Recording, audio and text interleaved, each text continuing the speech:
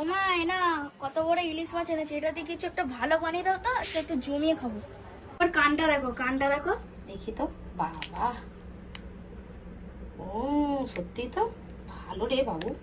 ইলিশটা কি টাটকা ইলিশ দেখেছিস?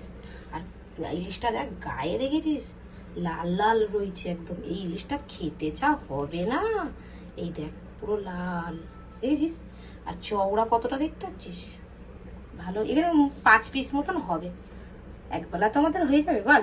হ্যাঁ, ইলিশ মাছটা পেয়ে এতটাই এক্সাইটেড হয়ে গেছি, প্রথমেই কড়াইটা জেলে নিয়েছি, তারপরে সর্ষের তেল দিয়ে দিলাম। তারপরে দেখি এদিকে তো মাছটা আমার কাটাই হয়নি। এবারে তেলটা দিয়ে গ্যাসটাকে একদম কমিয়ে রাখলাম, এদিকে মাছটা কেটে নিলাম। আর মাছটা কতটা টাটকা দেখতেই পাচ্ছ। এবারে মাছটার আমার 5 পিস এখানে হয়েছে। কিছুটা মশলা আমি এখানে বেটে নিচ্ছি, যেমন সর্ষে, পোস্ত, সর্ষে, কাঁচা লঙ্কা ভালো করে মিহি পেস্ট রেডি করে নিলাম। অপরদিকে যে তেলটা আমি বসিয়ে দিয়েছিলাম গ্যাসের মধ্যে, লবণ হলুদ দিয়ে মাছগুলো ভালো করে ভেজে নিচ্ছি। মাছগুলো ভেজে তুলে নিলাম, কালো জিরে ফোড়ন দিয়ে দিলাম, ওই বেটে রাখা মশলাটা দিয়ে দিলাম, জল দিয়ে দিলাম, কাঁচা লঙ্কা দিয়ে দিলাম, আর হলুদ গুঁড়ো, লবণ দিয়ে আর নামানোর সময় সর্ষের তেল দিয়ে নামিয়ে নিলাম। গরম গরম ভাতের সাথে দারুণ লেগেছিল। আচ্ছা, ভিডিওর মধ্যে কিছু একটা পরিবর্তন হয়েছে, তোমরা কি বলতে পারবে? বলতে পারলে অবশ্যই কমেন্টে জানিও।